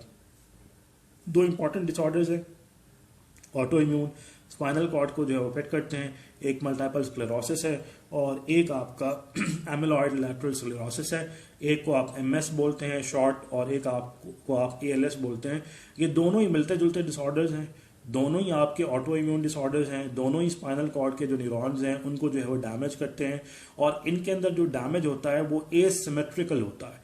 दैट मीन्स कि ये स्पाइनल कॉर्ड के अंदर डॉर्सल रूट पर भी प्रॉब्लम क्रिएट कर सकते हैं, ये लैटरल के अंदर भी प्रॉब्लम क्रिएट कर सकते हैं, या आपके एंटीरियर पर भी प्रॉब्लम क्रिएट कर सकते हैं। तो इसके अंदर जो आपके फीचर्स आ रहे होते हैं वो आपके कंबाइंड सेंसरी मोटर फीचर्स आ रहे होते हैं, वो फीचर्स जिसको आप ब्राउन सेकवर्ड सिंड्रोम की बेस के ऊपर जो है वो डायग्नोज नहीं कर सकते। ब्राउन सेकवर्ड में तो हमने लेवल ऑफ लीजन जो है वो निकाल दिया, हमें पता था यहाँ पर लेवल ऑफ लीजन आपका पड़ा हुआ है। यहाँ पर बिकॉज कि आपको हो सकता है कि एक लिम्ब के अंदर जो है वो डॉर्सल कॉलम का लॉस मिल रहा हो और दूसरे लिम्ब के अंदर जो है वो आपको लैटरल कॉलम का लॉस मिल रहा हो। इसी तरह से एक साइड के ऊपर इट इज अ पॉसिबिलिटी कि आपको upper motor neuron type of paralysis मिल रहा हो और दूसरी साइड के ऊपर आपको जो है वो lower motor neuron side type of paralysis मिल रहा हो। तो उसकी रीजन ये होगी, एक साइड के ऊपर उसने कॉर्टिकोस्पाइनल को इन्वॉल्व कर लिया है और दूसरी साइड के ऊपर जो है वो उसने जो है वो आपके एंटीरियर हॉर्न को जो है वो डेवलप इन्वॉल्व कर लिया है। As a result of that combined upper and lower motor neuron type of paralysis मुख्तलिफ जगहों पर आपको देखने को मिल रहे होते हैं और कंबाइंड सेंसरी लॉस आपको मिल रहा होता है पैची। कहीं पर आपको लॉस मिलेगा, कहीं पर नहीं मिलेगा, कहीं पर डॉर्सल से वाबस्ता लॉस मिलेगा, कहीं पर आपको लैटरल से वाबस्ता लॉस मिलेगा। तो एसिमेट्रिक लीजन जब भी आपके डेवलप हो रही होती हैं सीएनएस के अंदर, तो आपके माइंड में ये दो टाइप ऑफ जो एबनॉर्मेलिटीज हैं ऑटो इम्यून की लाजमन आनी चाहिए as a differential diagnosis, that is एक मल्टीपल स्क्लेरोसिस और एक एमिलॉइड लैटरल स्क्लेरोसिस। जो मल्टीपल स्क्लेरोसिस है उसमें जो मोस्ट कॉमन प्रेजेंटेशन आपको देखने को मिलती है कि एक साइड के ऊपर तो ये डॉर्सल कॉलम को इन्वॉल्व कर रहा होता है और दूसरी साइड के ऊपर जो है ये आपका एंटीरियर जो हॉर्न है उसको जो है वो इन्वॉल्व कर रहा होता है। तो इट इज अ पॉसिबिलिटी कि एक साइड के ऊपर जो है वो आपको जो है वो डॉर्सल कॉलम का लॉस देखने को मिले और दूसरी साइड के ऊपर जो है वो आपको जो lower motor neuron type of paralysis है वो lower motor neuron type of paralysis जो है उसको जो है वो आपको देखने को मिले। जो एमिलॉइड लैटरल स्क्लेरोसिस है ये आपका जो लैटरल सरफेस के ऊपर ट्रैक्ट पड़े हुए होते हैं, दैट मीन्स कि आपका स्पाइनोथैलेमिक ट्रैक्ट पड़ा हुआ है, लैटरल स्पाइनोसेरिबेलर ट्रैक्ट पड़ा हुआ है, lateral and medial motor systems पड़े हुए हैं, along with the anterior horn आपका जो पड़ा हुआ है उसको उसके साथ जो है जो लीजन जो है वो आप डेवलप कर रहे होते हैं। तो as a result of that जब आपका लैटरल सरफेस भी इन्वॉल्व हो रही है और आपकी एंटीरियर सरफेस भी पैची इन्वॉल्व हो रही है, तो वेरियस जगहों के ऊपर आपको combined upper and lower motor neuron के जो पैरालिसिस है वो देखने को मिलते हैं। उससे नीचे वाला अगर आप देखिए तो इसमें जो ब्लड सप्लाई है वो दिखाई गई है। आपकी जो एंटीरियर स्पाइनल आर्टरी है वो anterior 2/3 of the spinal cord जो है उसको जो है वो सप्लाई कर रही होती है और जो पीछे दो पोस्टीरियर स्पाइनल आर्टरीज पड़ी हुई होती हैं वो पोस्टीरियर 1/3 जो आपका पड़ा हुआ है उसको जो है वो सप्लाई कर रही होती है। तो जो डॉर्सल कॉलम वाला एरिया होता है वो पोस्टीरियर स्पाइनल आर्टरी से सप्लाई हो रहा होता है और जो आपका बाकी तमाम का तमाम एरिया है वो आपका एंटीरियर स्पाइनल आर्टरी से सप्लाई हो रहा होता है। अगर एंटीरियर स्पाइनल आर्टरी का आपने ब्लॉकेज कर दिया है या उसके अंदर हीमरेज डेवलप हो गया है बिकॉज ऑफ सम ट्रॉमा, तो जो एंटीरियर 2/3 है स्पाइनल कॉर्ड का वो आपका जहां पर आपने डैमेज प्रोड्यूस किया उससे नीचे नीचे जो है वो आपका एंटीरियर 2/3 तमाम पैरालाइज हो जाएगा। इट मीन्स के बायलैटरल डॉर्सल कॉलम का लॉस भी होगा, बायलैटरल आपका लैटरल कॉलम का लॉस भी देखने को मिलेगा, और आपको बायलैटरल जो है वो अपर motor neuron type of legion भी जो है वो दोनों लिम्स के अंदर देखने को मिलेगा, जहां पर आपने जो है वो एंटीरियर स्पाइनल आर्टरी जो है उसको जो है वो ऑक्लूड कर दिया है।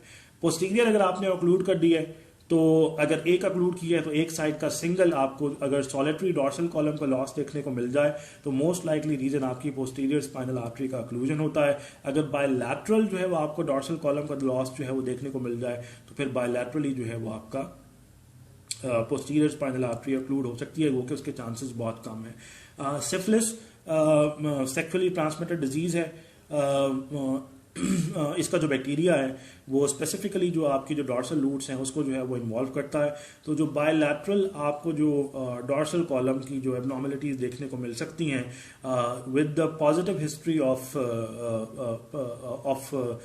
Multiple sexual contact specifically with the professional people, और अगर अनप्रोटेक्टेड स्पेशल आपका जो है सेक्सुअल कॉन्टैक्ट है उसके बाद उस कॉन्टैक्ट के बाद अगर आपको बायलैटरली जो है वो डॉर्सल कॉलम की एबनॉर्मलिटीज जो है वो देखने को मिल गई हैं तो मोस्ट कॉमन रीजन आपकी टर्शरी सिफिलिस है।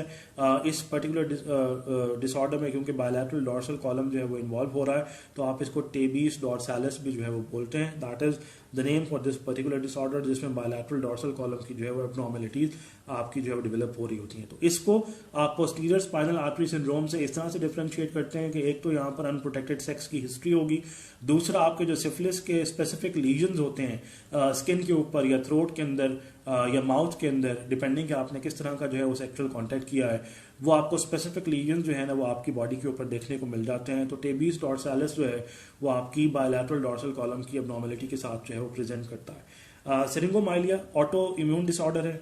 इसमें जो आपका सेंट्रल कैनाल पड़ा हुआ होता है स्पाइनल कॉर्ड का वो आपका जो है वो एक्सपैंड करना शुरू कर देता है, और जब वो एक्सपैंड करता है तो उसके आसपास के जो एरियाज पड़े होते हैं वो उस पर्टिकुलर प्रेशर के अंदर आकर डैमेज होना शुरू हो जाता है। जो मोस्ट कॉमन एरिया आपका डैमेज होता है, जो सबसे पहले डैमेज होता है, बिकॉज के बिल्कुल सेंट्रल कैनाल के पास से ही आपके दोनों साइड का जो एंटीरियर लैटरल कॉलम है जो पेन पाथवे है वो क्रॉस कर रहा होता है। तो अल्टीमेटली जो सबसे पहला डैमेज आता है वो आपके दोनों साइड की पेन की जो सेंसेशन है उसके साथ आता है कि bilateral loss of pain and temperature जो है वो आपको देखने को मिलता है। तो no matter how hard you strike the person can not feel any pain. तो अगर कोई हम पेशेंट आपके पास ऐसा है और वो कहे कि जिसको कोई पेन जो है वो फील नहीं होता, तो जो मोस्ट कॉमन एबनॉर्मलिटी आपके जहन में आनी चाहिए that is an auto immune disorder जिसमें आप सेंट्रल कैनाल को एक्सपैंड कर रहे हैं, और जो डिसऑर्डर है दैट इज सिरिंगोमाइलिया। हमने एक केस देखा है अपनी लाइफ के अंदर सिरिंगोमाइलिया का ओपीडी के अंदर। एक 13-14 साल के बच्चे को एक फादर लेकर आए और उन्होंने कहा कि ये स्कूल में जो है वो करतब दिखाता है। तो we thought that perhaps it is suppose to be something like which Hashir and Hazar and Salman and को सॉर्ट ऑफ थिंग्स जो है जो कि करते हैं। लेकिन फिर उन्होंने बताया कि जी ये आग के अंदर जो है ना वो हाथ को डालता है और इसका जो स्किन है और जो मसल है वो पिघल कर नीचे गिरना शुरू हो जाता है, लेकिन इसको जो पेन है ना वो फील नहीं होता, ये हंसता रहता है। And when we examine that particular case तो उसमें बहुत ग्रॉस जो है वो फिजिकल डैमेज अपने आप को किया हुआ था, because he thought that he cannot feel any pain, but he kept on striking himself again and again and again, burning himself, cigarette से जलाना और तीलियों से जलाना, मट्टी का तेल जो है वो छिड़क कर आग लगा देना, तेजाब में हाथ डाल देना, बहुत ग्रॉस फिजिकल डैमेजेस थे। और जब हमने उसको एग्जामिन किया तो ऑल अक्रॉस द बॉडी जो है वो बायलैटरल पेन था। उसका एमआरआई हुआ और पता चला कि उसका जो सेंट्रल कैनाल है वो एक्सपैंड हो रहा है all across the spinal cord. जो मोस्ट कॉमन रीजन उसके साथ एसोसिएटेड होती है वो सिरिंगोमाइलिया होती है। बाद में उसकी एंटीबॉडी हमने डिटेक्ट कर ली थी। That was a single case of syringomyelia. कोई आपके पास आए कि जी पेन जो है वो फील नहीं होता, या कोई जो पेन है कहीं पर किसी एरिया ऑफ बॉडी पर भी फील नहीं होता, मोस्ट कॉमन रीजन जी सिरिंगोमाइलिया होगी। और सिरिंगोमाइलिया जो है वो सेंट्रल कैनाल की एक्सपेंशन के साथ जो है वो आपको प्रेजेंट करता है। एक डिसऑर्डर आप ऑलरेडी हीमाटोलॉजी में पीछे पढ़ाए हैं जी, विटामिन B12 की डेफिशिएंसी। B12 की जो डेफिशिएंसी होती है वो आपका लैटरल और dorsal part of the spinal cord जो है उसको अफेक्ट कर रही होती है।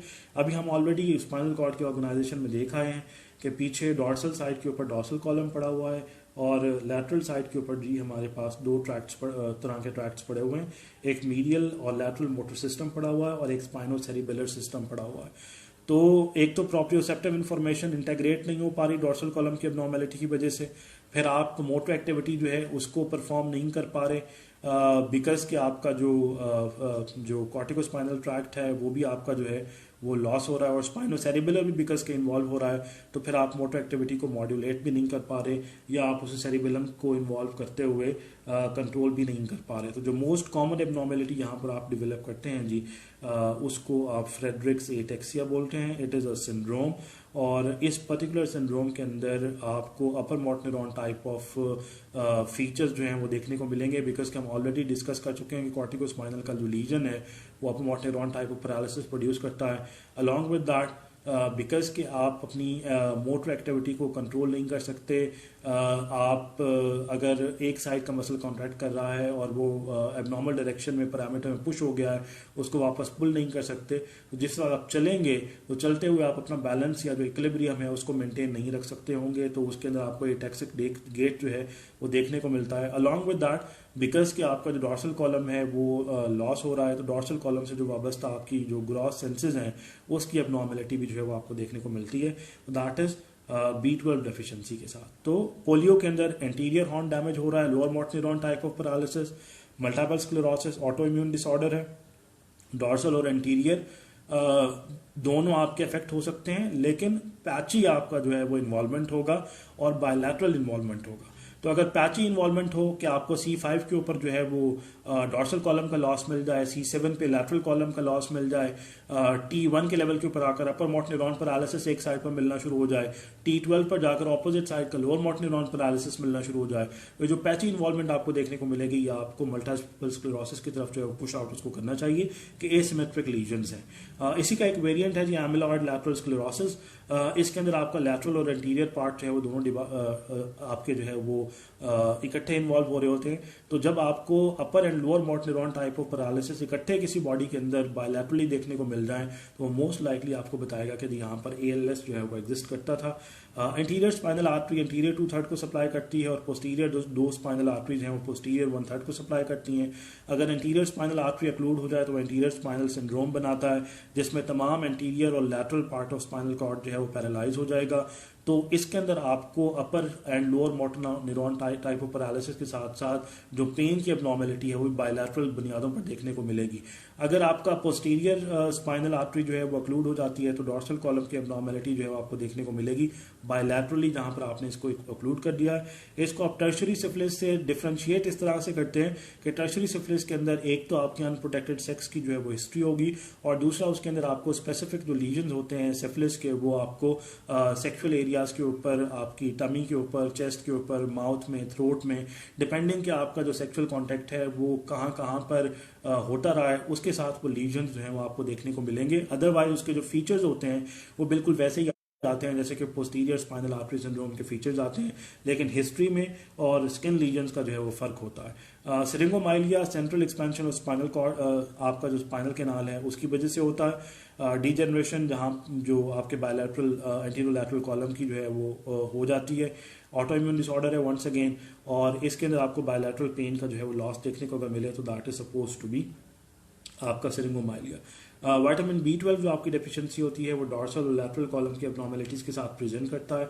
तो डॉर्सल कॉलम की एब्नॉर्मेलिटी, डॉर्सल फीचर्स आना शुरू हो जाए, और लैटरल आपकी जो स्पाइनल कॉर्ड है उसमें जो आपके मीडियल लैटरल मोटर सिस्टम्स पड़े हुए हैं, जो आपका स्पाइनोसेरिबुलर सिस्टम पड़ा हुआ है, और वो अगर इन्वॉल्व हो जाएं तो फिर आपको मल्टीपल फीचर्स जो है वो देखने को मिलते हैं इन्हीं ट्रैक्ट से एसोसिएटेड। और जो डिसऑर्डर होता है वो डिसऑर्डर हम लोग बोलते हैं कि that is Fredericks ataxia.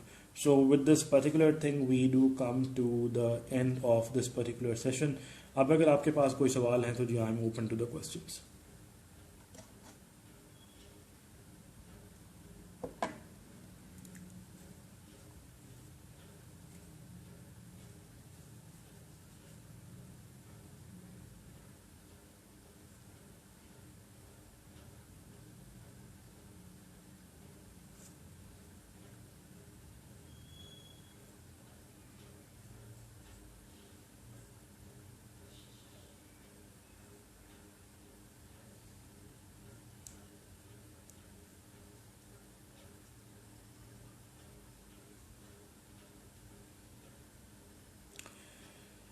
Anterior spinal artery जो है जी, वो आपका interior 2/3 of the spinal cord को जो है वो सप्लाई करता है, और पोस्टीरियर स्पाइनल आर्टरीज पोस्टीरियर 1/3 को सप्लाई करती हैं। तो एंटीरियर स्पाइनल आर्टरी है जी, अगर उसका ऑक्लूजन हो जाता है तो एंटीरियर और लैटरल तमाम पोर्शन स्पाइनल कॉर्ड का पैरालाइज हो जाता है। अगर एंटीरियर और लैटरल कॉलम पैरालाइज हो जाए तो इन एरियाज़ के अंदर एज पर एनाटॉमिकल लोकेशन आपका लैटरल कॉलम पड़ा हुआ होता है और आपका मीडियल और लैटरल मोटर सिस्टम पड़ा हुआ होता है। तो जो आपके लीजन्स डेवलप होंगे वो बायलैटरल पेन और टेम्परेचर का लॉस होगा, और बायलैटरल आपको upper motor neuron type of paralysis जो है वो देखने को मिल रहा होगा। और जो आपका पोस्टीरियर है, पोस्टीरियर के अंदर जी अगर आपकी ऑक्लूजन आती है तो डॉर्सल कॉलम डैमेज होगा। तो अगर बायलैटरल जो है वो आपकी डॉर्सल कॉलम की सेंसेशन जो है वो लॉस हो जाए तो वो मोस्ट लाइकली पोस्टीरियर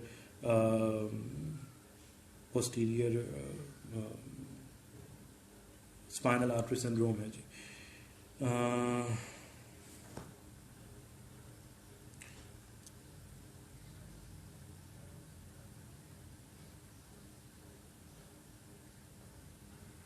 मीडियो डॉर्सल जी, आपके जो बेजल गैंग्लिया है, सबस्टेंशन आइग्रा, एमिग्डालॉइड और टेम्परल लोब, उससे जो है इनपुट लेता है और उसका जो आउटपुट जाता है वो आपका फ्रंटल कॉर्टेक्स की तरफ जो है वो जाता है। एएलएस जी एमिलॉइड लैटरल स्क्लेरोसिस होता है जी। क्लूवर बुक्सी सिंड्रोम जी, KLUVER BUCCY, Kluver Bucy syndrome.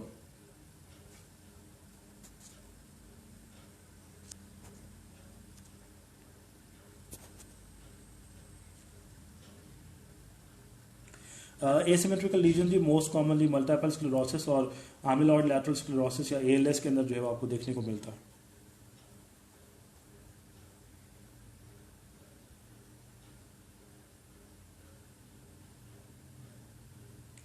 Patchy involvements की, जहाँ पर आपको एक साइड के ऊपर डॉर्सल कॉलम का लॉस देखने को मिल जाए, फॉर एग्जांपल C1 पर डॉर्सल कॉलम का लॉस देखने को मिल रहा है, C3 पर लैटरल कॉलम का लॉस देखने को मिल रहा है, C7 के ऊपर आपको upper motor neuron type of paralysis मिल रहा है एक साइड के ऊपर, और T1 के ऊपर जाकर ऑपोजिट साइड का lower motor neuron type of paralysis मिल रहा है। तो ये जो पैची लीजन्स आपको देखने को मिल रही होती हैं ये बताते हैं कि all across the spinal cord various levels के ऊपर various areas of spinal cord involve हो रहे हैं। तो जो मोस्ट कॉमन रीजन आपकी हैं वो मोस्ट कॉमन रीजन आपकी मल्टीपल स्क्लेरोसिस MS या फिर एमिलॉइड लैटरल स्क्लेरोसिस जिसको आप ALS बोलते हैं वो होती हैं जी।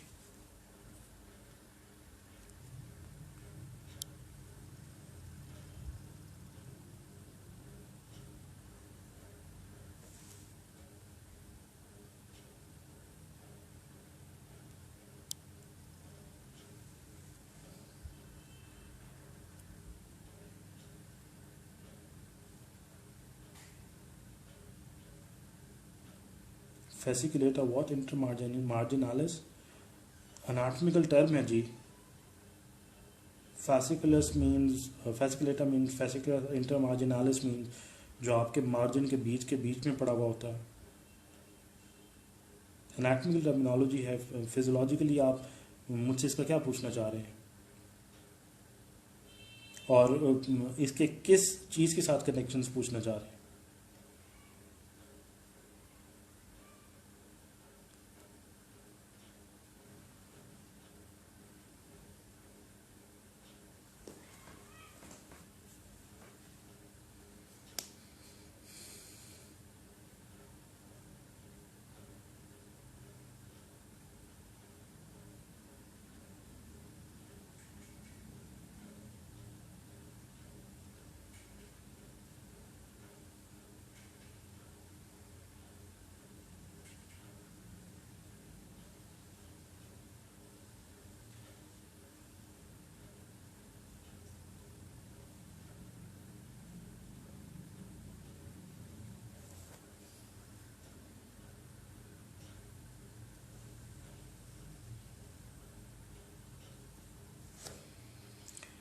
एंटीरियर थैलेमस के न्यूक्लिया जो anterior and ventro anterior, ventrolateral, ventroposterolateral, ventroposteromedial, lateral geniculate body, medial geniculate body, pulvinar, medio dorsal के साथ लैटरल पोस्टीरियर, लैटरल डॉर्सल जो इंटरमीडिएट न्यूक्लियाई होते हैं। पल्विनार का आउटपुट आपका जी पैराइटल लोब की तरफ निकलता है, उसका इनपुट भी पैराइटल लोब से आ रहा होता है, उसका आउटपुट भी पैराइटल लोब की तरफ जा रहा होता है, जहाँ पर तीनों कॉर्टेक्स के कन्फ्लुएंसेस हो रहे हैं। एरियाज वहाँ लिखे हुए हैं, देख लें 41 42 होता है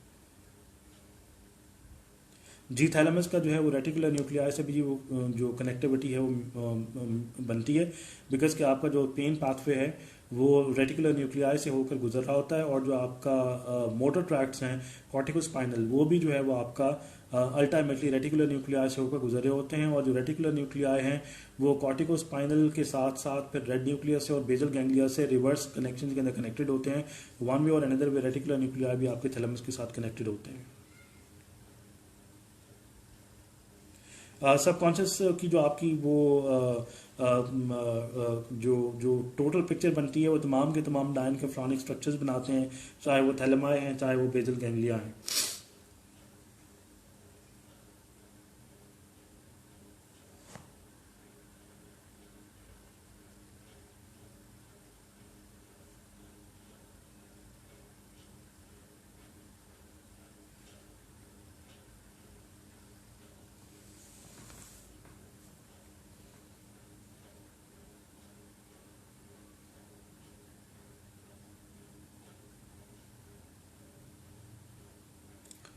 एनी मोर क्वेश्चंस जी?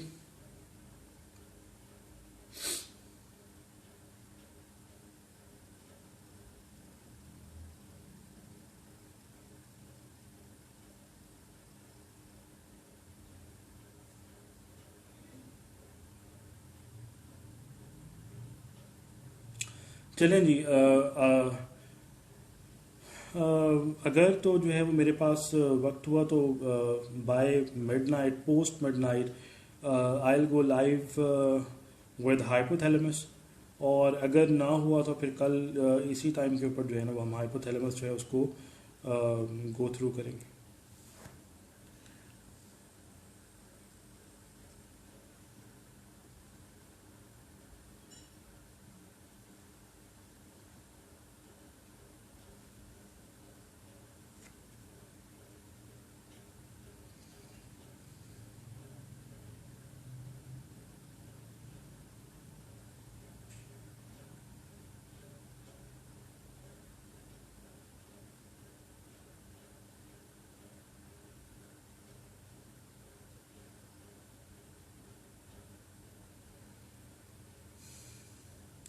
अभी हम लोगों ने देखा कि जो थैलेमस का हर न्यूक्लियस है वो एक स्पेसिफिक फंक्शन जो है वो परफॉर्म कर रहा है, और वो स्पेसिफिक कनेक्शन के जरिए किसी स्पेसिफिक एरिया डिफरेंट एरिया से कनेक्टेड है। फॉर एग्जांपल अगर हम मेमोथैलेमिक ट्रैक्ट की बात करें तो मेमोरी बॉडी थैलेमस का सिर्फ और सिर्फ एक स्पेसिफिक पोर्शन है, और वो थैलेमस के एक स्पेसिफिक पोर्शन के साथ कनेक्टेड है।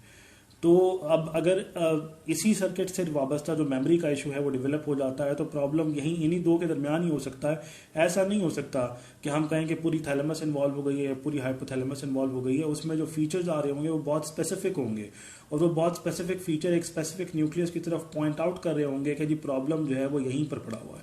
अब अगर इनपुट में प्रॉब्लम हो गया, दैट मीन्स कि मेमोरी बॉडी जो है वो खराब थी आपकी, तो मेमोरी बॉडी आपकी बेसिकली जो है वो इंटरप्रिटेशन ऑफ थॉट प्रोसेस जो है वो प्रेजेंट कर रही होती है। अगर वो इंटरप्रिटेशन आपकी जो है वो नहीं आ रही तो प्रॉब्लम हाइपोथैलेमस में था, और आपका जो इंटीरियर न्यूक्लियस है इसने सिंगलेट गायरस को जो है वो इन्फॉर्मेशन देनी थी, और सिंगलेट गायरस ने जो है वो आपका थॉट प्रोसेस में इमोशनल कलरिंग डालनी थी।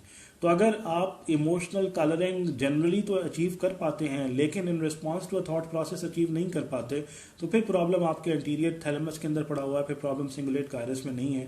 तो फीचर्स बहुत पिन पॉइंट कर देंगे कि जो आपके जो फीचर्स डेवलप हो रहे हैं उसका शेड क्या है, वो कौन से एरिया से एसोसिएटेड है। वो आप जब सिम्टोमेटोलॉजी पर जाएंगे तो वो पिन पॉइंट कर देंगे। ऐसा नहीं होगा कि आपको ऐसे ही हम कहते हैं कि जी मेमोरी लॉस है। मेमोरी लॉस के बहुत सारे शेड्स होते हैं, एंटीग्रेड होता है, रिट्रोग्रेड होता है, पैची होता है, सिंपल प्रोसेसिंग का प्रॉब्लम होता है, इमोशनल कलरिंग का। वो आपको पिन पॉइंट कर देगा कि प्रॉब्लम कहाँ पर पड़ा हुआ था।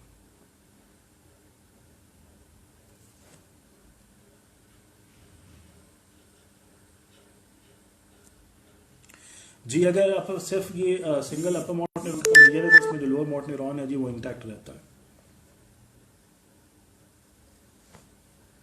अपर और लोअर मोट न्यूरॉन इकट्ठे इन्वॉल्व हो सकते हैं, जैसे हमने कहा कि जी आपका मल्टीपल स्क्लेरोसिस के अंदर या आपका एएलएस के अंदर या फिर विटामिन B12 की डेफिशिएंसी है जिसमें फ्रेडरिक्स एटेक्सिया है, उसमें ये पॉसिबिलिटी है जी कि वो 5 जो हमने वो कल देखे थे जनाब, आपके features, muscle mass, tone, reflexes, superficial और डीप, और आपका बेबेंस्की साइन, इसकी जो एब्सेंस है वो लोअर मोटर न्यूरॉन को जो है वो आपका इंडिकेट कर रहा होता है। तमाम चीज़ें कम होती हैं, मास भी कम है, टोन भी कम है, रिफ्लेक्सेस भी नहीं आ रही, और जो आपका बेबेंस्की साइन है वो भी आपका एब्सेंट होता है। तो ये तमाम चीज़ें लोअर मोटर न्यूरॉन की तरफ जो है वो पॉइंट आउट करती हैं।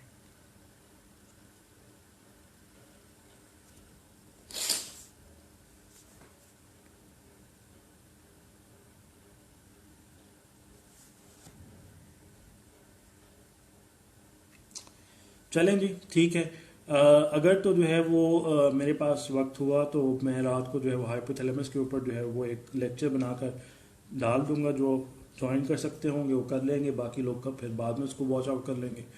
और कल जो है अगर आज हाइपोथैलेमस हो गया तो कल फिर हम जो है वो इसी टाइम पर बेजल गैंग्लिया की जो लूप्स हैं और जो डेवलपमेंट ऑफ पार्किंसंस और हंटिंगटन्स है उसको जो है वो गो थ्रू करेंगे। ऑल राइट जी, सी यू अराउंड।